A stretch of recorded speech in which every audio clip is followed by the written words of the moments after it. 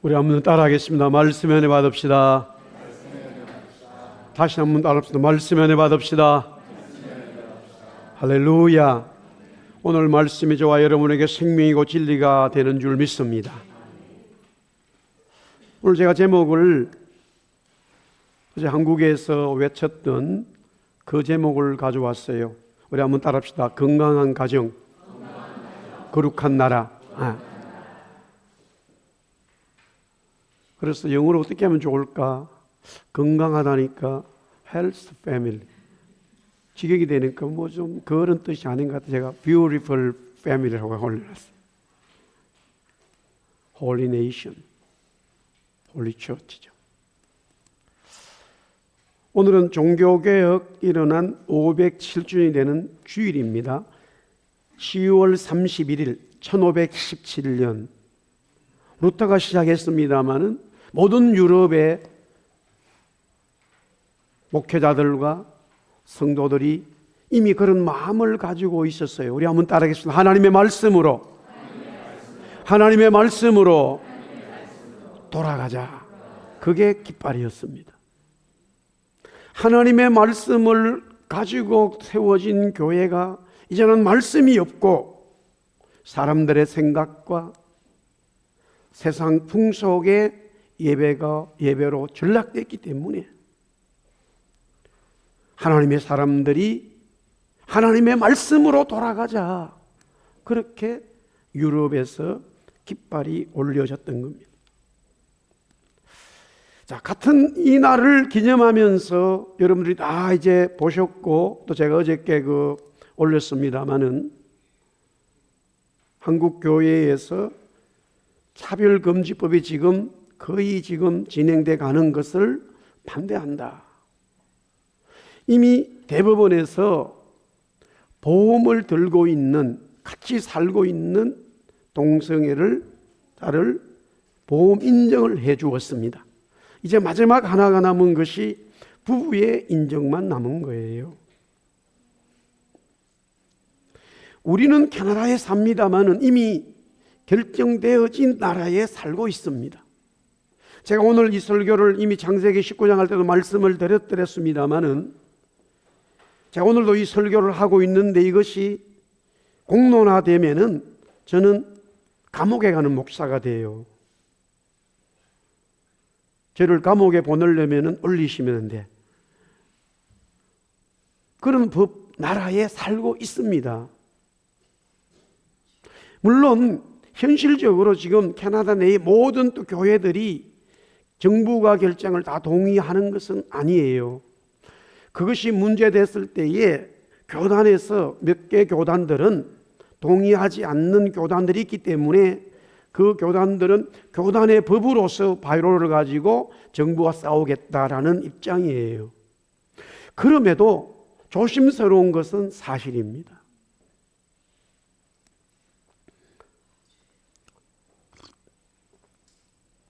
전에 교회를 빌리려고 유나이티드 처치를 갔을 때에 그 교회 리더십 두 사람과 담임 목사님이 나왔어요. 우리 이장로님도 그때 저와 같이 갔기 때문에 딱 보는 순간에 저는 이미 알았어요. 그 담임 목사님은 그런 분이구나. 그의 생김새를 보고 옷차림을 보고 알았습니다. 그게 지금 현재의 캐나다 교회의 모습이에요.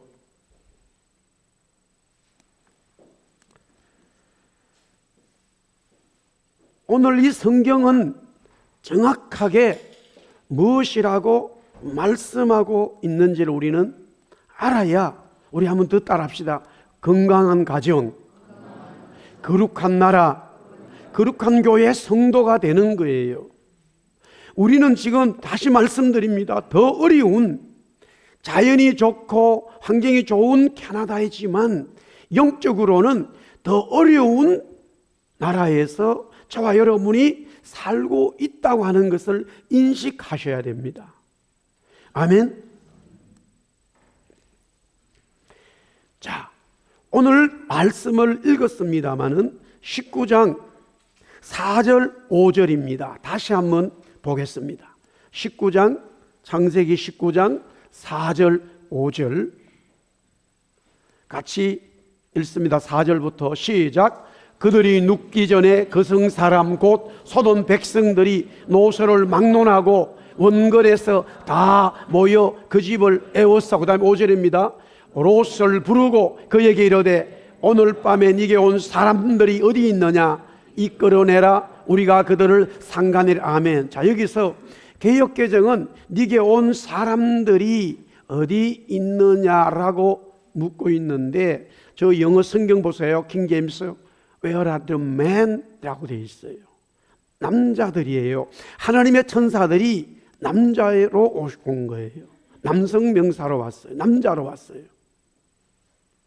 그런데 4절에 이미 보았습니다면 남녀노소를 막론하고 이 사회 자체가 이미 완전히 타락했다는 것을 보여주고, 5절에 우리가 그들을 상관하리라 라고 번역되어졌는데, 그게 보면은 We may know them이라고 킹제임스 했습니다마는 We will have sex with them이라는 말이에요. 저기서 알기를 원한다는 것은 그냥 단순히 얼굴 보고 어디서 왔어 그거 물으려고 온 게 아니라는 이야기예요.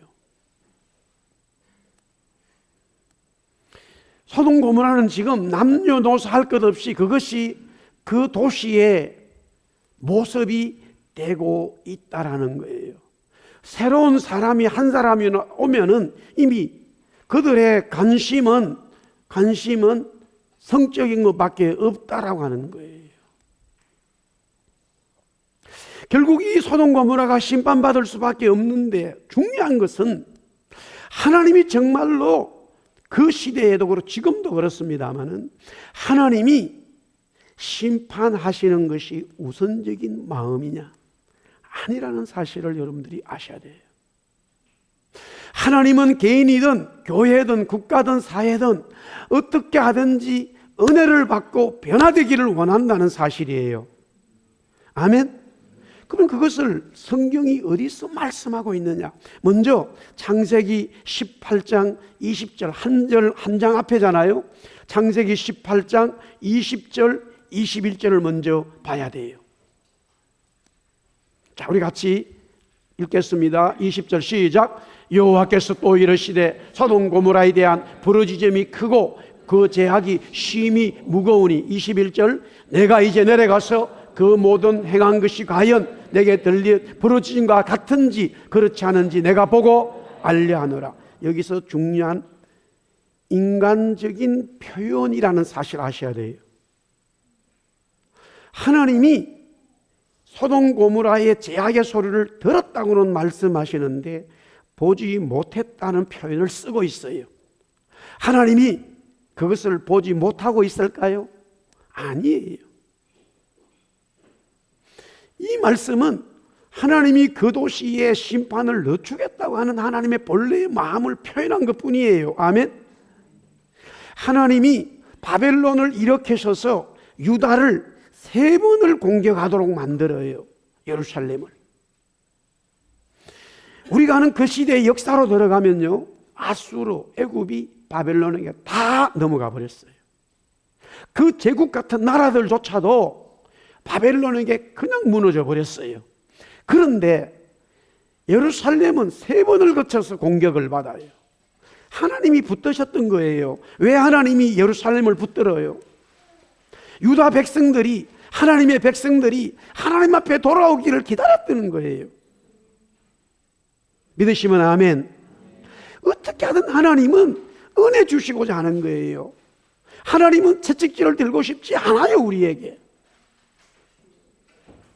그러나 그것이 계속적으로 거부하고 말씀을 받지 않기 때문에 마지막에 어쩔 수 없어서 하나님의 공의는 집행이 돼야 되는 거예요. 그게 예루살렘의 멸망이었어요. 그것을 본 예레미야는 눈물로 하나님 앞에 기도할 수밖에 없었어요. 아무리 외쳐도 사람들은 자기의 예언의 말씀을 받지를 않아요. 그리고 하냐나 같은 거짓 선자들의 말은 너무너무 혹하게 받아들이는 거예요. 그러니까 예레미야는 너무너무 눈물을 흘렸는데 오늘 여기 창세기 18장 20절에서 21절에도 하나님이 그것을 모르는 게 아니에요. 다 보고 계셔요. 믿으시면 아멘? 근데 왜 내가 그것을 보려고 하기 위해서 가겠느냐? 그게 내려가겠다라고 말씀하신 것은 하나님의 은혜와 자비가 조금이라도 베풀 수 있는 곳이 있으면 심판을 안 하겠다는 거예요. 이미 그것은 아브라함과의 대화에서 나왔어요. 50명, 45명, 40명, 30명, 20명, 10명까지 아브라함이 하나님께 물어본 거예요. 소돔 고모라의 의인 10명만 있어도 하나님은 심판하지 않겠다라는 거예요. 그 시대, 그 소시에 사람이 얼마나 사는지 모르지만 하나님을 믿고 찬송하는 10사람만 있어도 그 도시를 멸망하지 않겠다는데, 여러분들 우리 이 시간에 한번 마음속으로 물어보세요. 하나님 5명이면 어떻겠습니까? 우리 한번 잘 물어봅시다. 하나님 5명이면 어떻게 하겠냐고.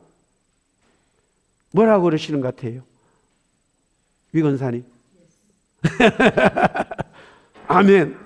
5명만 있어도 멸망시키지 않겠다라는 거예요. 이게 하나님의 마음인데 그것이 오늘 본문에 또 정확하게 나와요. 창세기 19장 16절로 다시 오겠어요. 오늘 본문 읽었습니다마는 16장 말씀. 자, 16절 시작. 그러나 롯이 지체함에 그 사람들이 롯의 손과 그 아내의 손과 두 딸의 손을 잡아 인도하여 성 밖에 두니 여호와께서 그에게 자비를 더하심이었더라. 18장 20절 21절 말씀에 연결되어져서 오늘 여기는 롯과 그의 가족들에게 하나님이 자비를 더하셨다라고 표현하고 있지만 하나님은 원래 소돔 고모라 누구에게든지 하나님은 자신의 자비를 베풀고 싶다는 말씀이에요, 여러분들.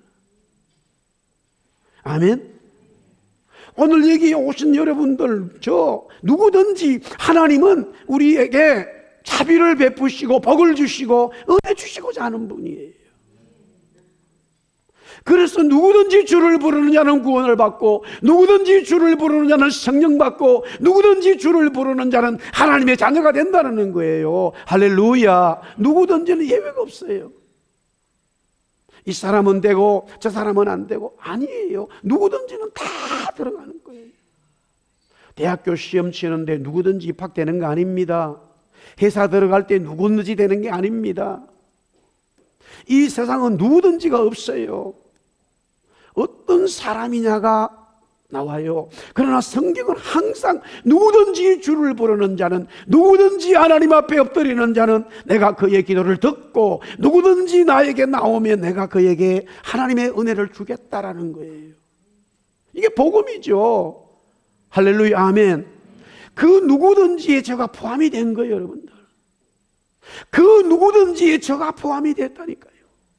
그 누구든지에 여러분이 포함이 된 거예요. 할렐루야. 하나님의 은혜가 왔다 이 말이에요. 하나님께서 자비를 베푸시겠다고 하는 것은 롯과 그의 가족이라고 하는 것만 한정을 시킨 게 아니라 소돔 고모라 누구에게요? 그러나 그들은 하나님의 자비를 받지 않았다는 거예요. 그러면 하나님이 왜 우리에게 자비, 긍휼, 사랑을 베푸시겠습니까? 그 이유는 17절에 나와 있어요. 17절에 하나님이 우리에게 자비를 베푸시는 이유, 하나님이 우리를 사랑한 이유는 17절 말씀이 있어요. 같이 봅니다. 시작. 그 사람들이 그들을 밖으로 이끌어낸 후 이르되 도망하여 생명을 보존하라. 돌아보거나 들에 머무지 말고 산으로 도망하여 멸망함을 면하라. 생명 보존이에요. 하나님이 세상을 이처럼 사랑하사 긍휼을 가신 거예요. 하나님이 세상을 이처럼 자비를 가신 거예요. 그래서 그의 아들을 주셨는데 그 아들을 믿는 자는 어떻게 된다고요? 영원한 생명을 얻는 거예요. 아멘.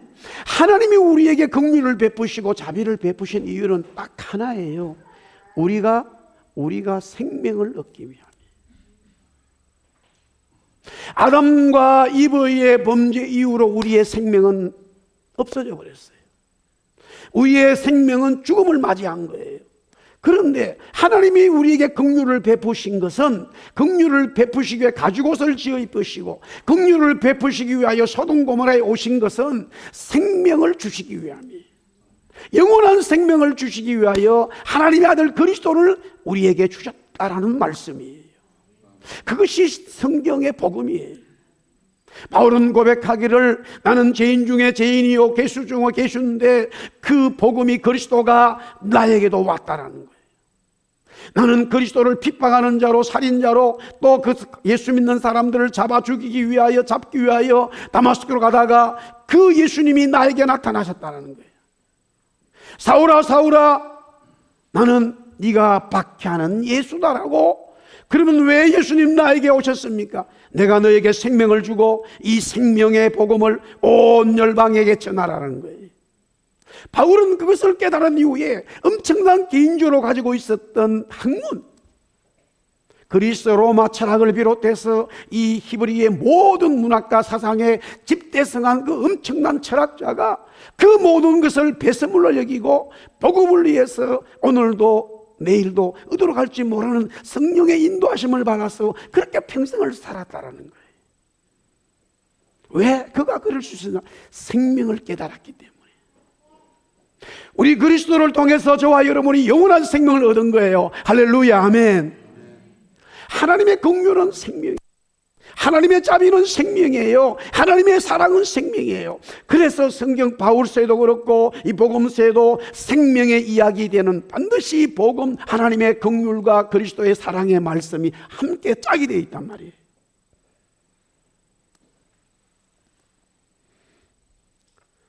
그 생명의 보존을 받게 된다면 반대로 우리는 멸망을 받지 않아요. 생명의 성령의 법이 이제는 죄와 사망의 법에서 멸망의 법에서 우리를 완전히 자유케 했다라고 바울은 선언하고 있어요. 그리스도를 영접함으로써 저와 여러분이 생명의 성령의 법에 들어온 거예요. 할렐루야. 이제는 사망과 멸망의 법은 우리에게는 없습니다. 믿으시면 아멘. 그렇지요. 그러면 오늘 이 소돔 고모라의 이 내용을 통해서 지금 우리가 대한민국은 이제 어쨌든 그것을 차별금지법을 막으려고 지금 교회들이 기도하고 마음을 모두고 있는데, 오늘 이 창세기 19장의 소돔 고모라의 이 사건을 통해서 왜 우리는 이 말씀을 진리로 받아들이고 무엇 때문에 이것을 하나님은 원하지 않는가 하는 이유를 아셔야 돼요. 그 첫 번째는 바로 하나님의 말씀과의 관계예요. 하나님의 말씀과의 관계. 자, 먼저 19장 14절을 보겠습니다. 수직적인 하나님과의 관계가 깨지게 되는 거예요. 하나님과의 관계가 깨지는 것이 바로 이 소돔의 문제다 이거예요. 소돔은 결국 요사이에서는 동성애의 단어로 쓰고 있습니다. 자, 19장 14절입니다. 우리 같이 읽습니다. 시작. 롯이 나가서 그 딸들과 결혼할 사위들에게 말하 이르기를 여호와께서 이 성을 멸하실 터이니 너희는 일어나 이곳에 떠나라 하되 그의 사위들은 농담으로 여겼다. 예, 무슨 말입니까? 말씀입니까? 하나님의 말씀을 농담으로 여기도록 만든다는 사실이에요. 제일 중요한 진리예요. 세상이 만들어져 가는 하나님의 말씀의 원칙이 아닌 것이 법이 되고 그것이 사회가 되고 그게 국가의 교훈이 되고 삶의 모습이 되면 어떤 현상이나 무조건 하나님 말씀과는 멀어지게 돼 있다는 거예요. 그게 하나님이 제일 싫어하는 거예요.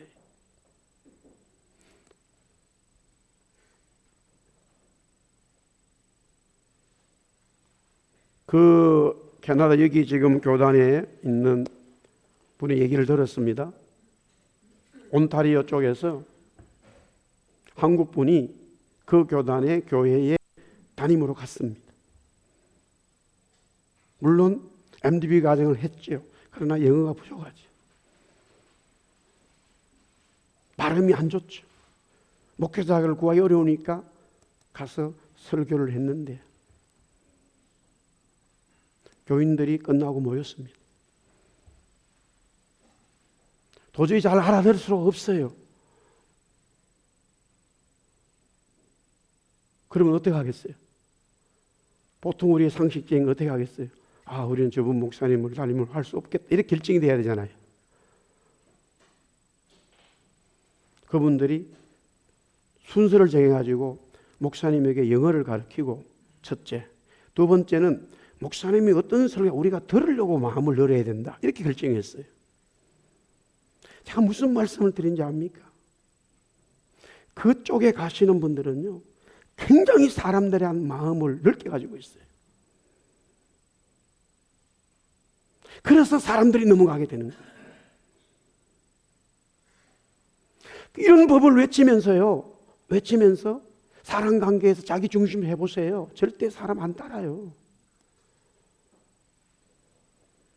그러나 굉장히 인간적으로 도움을 주고요, 자기를 낮추고 하기 때문에 사람들이 따라오는 거예요. 이게 마귀의 함정이에요, 여러분. 다른 말로 말하면 철저한 인본주의적인 삶의 모습이에요. 내가 이민 와서 어려움을 당할 때에 도와주는 사람이 있으면 얼마나 감사합니까? 제가 지난번에도 한번 말씀을 드렸죠. 초창기 때 제가 이제 교회에서 여기 이제 하는 그때에 우리 큰애 다 보다 나이 또래의 언니 여동생 하여튼 애가 유학을 와가지고 세컨들이 다녔다. 근데 부모님이 한국에서 큰 게스 스테이션을 운영을 했다 이거예요. 그래서 애 3명을 남순까지 유학을 보내기 때문에 그때 이 3명을 등록금에다가 다 그런 재정이 됐겠죠. 근데 어느 날 이제 다 돌아오라 이렇게 돼 보니까 아버지가 사업이 망한 거예요. 결국에는 하여튼 우리 교인들도 막 돌아오라 이렇게 도와주고 하고 해서 어쨌든 최대한 도와주고 이제 한국 돌아갔는데 세월이 많이 흘렀어요. 그렇게 몇 년 오래된 이야기가 아니에요. 저한테 이메일이 하나 다 왔어요. 목사님, 나 누구누구예요. 다정이라. 다정하게 이름이 다정이라. 아시죠? 그래. 목사님 저하고 말씀을 공부하십시오. 이러면서 왔어요. 읽어보니까 뭐예요? 신천지라고. 신천지. 나를 가르치려고 왔다니까. 여러분들, 우리 성도들이 일반 사람들 전도도 하기도 힘들지만은 다른 이 신앙은 이런 이단 목사한테 성경 공부 좀 해보자. 용기를 가지고 이야기하는 분도 있나요?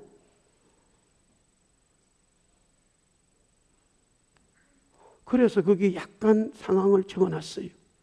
그래서 내가 또 다른 사람들을 통해 알아봤어요. 전형적인 신천지 궤락에 빠진 거죠. 어떻게 빠지는지 알죠, 여러분?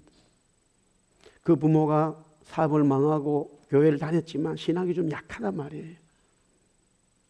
사업이 망했잖아요. 그러면 그 망한 부부의 모든 재정뿐만이 아니라 좋아하는 거, 어디 가는 거, 그걸 비밀리에 다 조사를 해가지고 20명, 30명 조를 쫙 짜는 거예요. 그리고는 전혀 모르는 사람처럼 돌아가면서 의도적으로 자연스럽게 하면서 의도적으로 접근을 하는 거예요. 한 사람이 계속 가는 게 아니에요. 돌아가면서 자기들끼리는 다 약속을 해놓고는.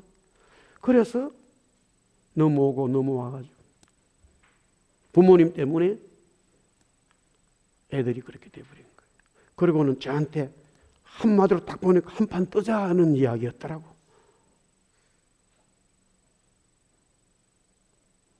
너무너무 잘하기 때문에, 어려운 사람을 다가가서 너무 잘하기 때문에. 그러나 그 속에는 독이 들어있다고 하는 사실을 아셔야 돼요. 우리는 예수 믿고 구원받아서 하나님의 진리의 말씀 생명을 가졌기 때문에 더더욱이 우리는 이웃을 사랑하는 하나님 말씀에 대한 사랑이 있어야 돼요, 여러분들. 아멘도 안 하네, 아멘도 안 해. 아멘? 이거 안 되니까 전부 다 복음이 자꾸 안 받아들이잖아요. 누구 때문에? 엄마 때문에, 아빠 때문에, 나는 아들 때문에, 목사님 때문에, 장로님 때문에, 집사님 때문에 교회 안 간다 이런 소리가 계속 기존 교회는 막 끊임없이 흘러나온다고. 끊임없이 흘러나와. 끊임없이. 왜? 만나보니까 전혀 아니잖아요. 그러면서 하는 말이 나 구원받았기 때문에 막 자랑은 엄청나게 해. 밥을 먹고 만나고 커피 마시면 엉뚱한 소리만 하는데, 무슨 계약하려면 자기 욕심만 차리는데, 양보도 하지 않는데, 소리를 지르는데, 욕을 하는데, 이게 그냥 우리 예수 믿는다고 하는 사람들의 일반적인 모습으로 나오니까 싫은 거예요, 여러분들. 그러니 반대로 마귀는 다 거꾸로 하는 거예요. 거꾸로. 왜 소돔 고모라가 이렇게 변했느냐? 결국에는 하나님 말씀에 대한 농담인데, 이것은 뭐냐면 하나님 말씀을 거부하는 거예요. 철저히 하나님 말씀을 거부하도록 만드는 것이 인본주의와 이 모든 하나님 말씀에 되어진 사실들을 인정하지 않는 모습이라는 거예요. 그럼에도 저와 여러분이 정말 하나님 말씀대로 이웃 간에, 성도 간에 인격적으로 대하지 못했다 하더라도 하나님의 구원의 말씀은 바뀔 수 있는 게 아니에요, 여러분들. 아멘? 우리가 말씀대로 살았기 때문에 하나님이 하나님같이 보이고, 우리가 말씀대로 못 살았기 때문에 그런 하나님은 아니에요, 여러분들. 그럼에도 우리는 구원받았기 때문에 내가 진짜 말씀대로 살아야지, 그것은 바울이 고백한 것처럼 날마다 십자가를 쳐서 내 육신의 소욕을 죽인다고 하는 고백을 해야 됩니다, 여러분들. 아멘? 그래야 내 가족이 변화되고, 내 친구가 변화되고, 내 주위의 사람들이 한 생명이라도 구원받는 역사가 하나님의 말씀으로 나타나는 거예요. 그렇지 않으니까 하나님 말씀을 농담으로 여겨버리는 거예요. 차별금지법이 결정이 되고 그렇게 가는 사회는 결국에는 말씀을 거부하겠다고 하는 그 사상이 들어있다, 이 말이에요. 그 다음에 계속해서 말씀에 대한 이야기예요. 19장 16절 읽었습니다마는 16절 보겠습니다. 16절 시작에 보면은 그러나 롯이 지체했다라고 되어 있어요. 지체했다. 이미 롯은 말씀을 받은 자예요. 롯과 그의 가족들은 말씀을 받았어요. 사위들은 말씀 자체를 거부하는 거예요. 이것은 예수님의 비유로 본다면 길가예요, 길가. 아예 복음이 없어요. 이 복음을 완전히 이해를 못해요. 그런데 여기 롯은 하나님 말씀을 받았어요. 그래서 소돔 고모라를 나오겠다고 다 결정한 거예요. 문제는 뭐냐면 지체한다는 거예요.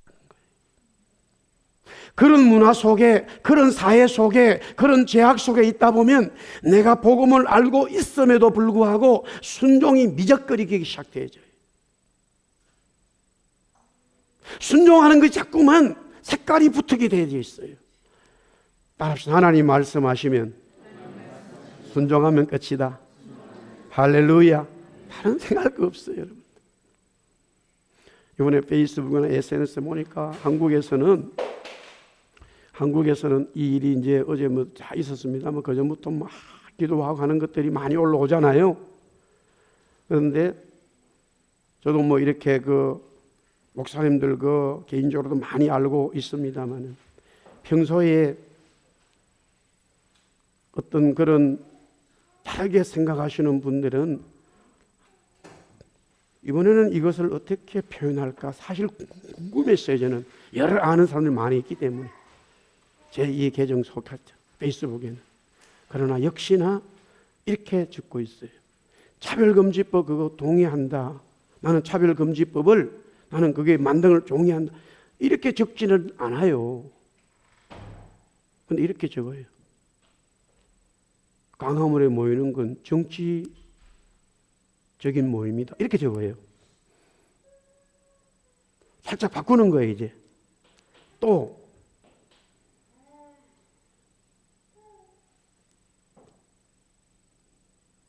딸기밭에 아니면 하면은 뭐예요?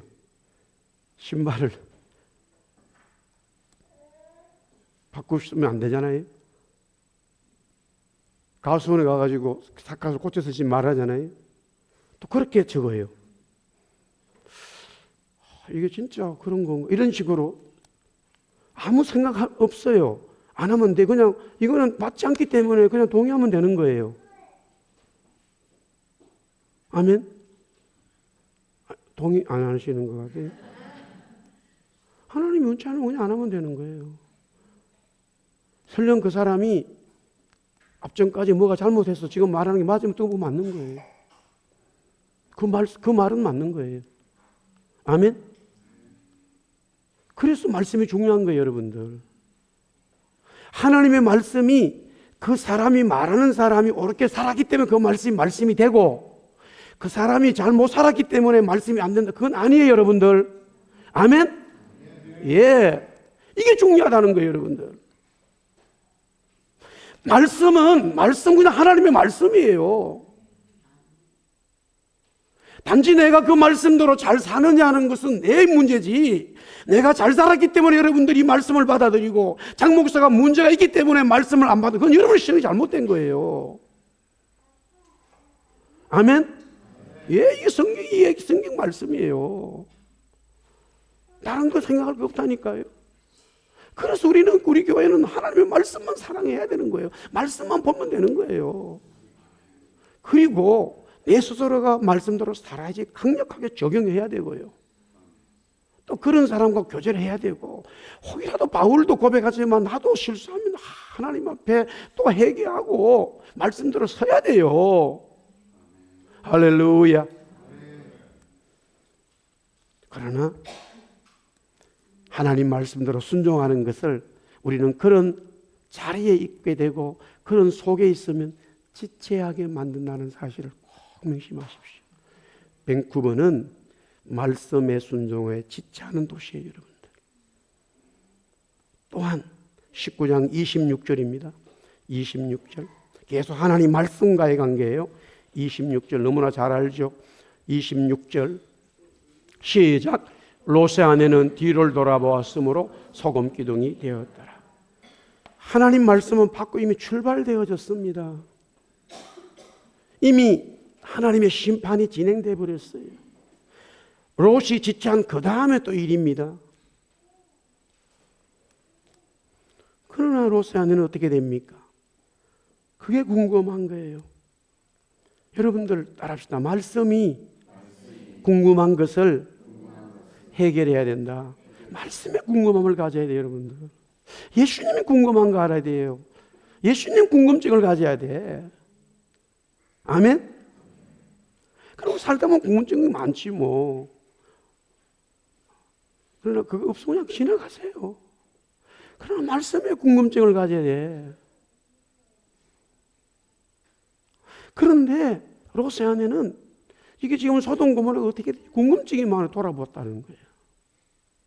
우리는 말씀 속에 있지 아니하고 하나님 말씀을 대적하는 속에 있다 보면은 너무 세상에 관심이 많아서 진짜 말씀이 와서 은혜가 떨어지는 것에도 또 내 고개를 휙 내밀어 버린다니까.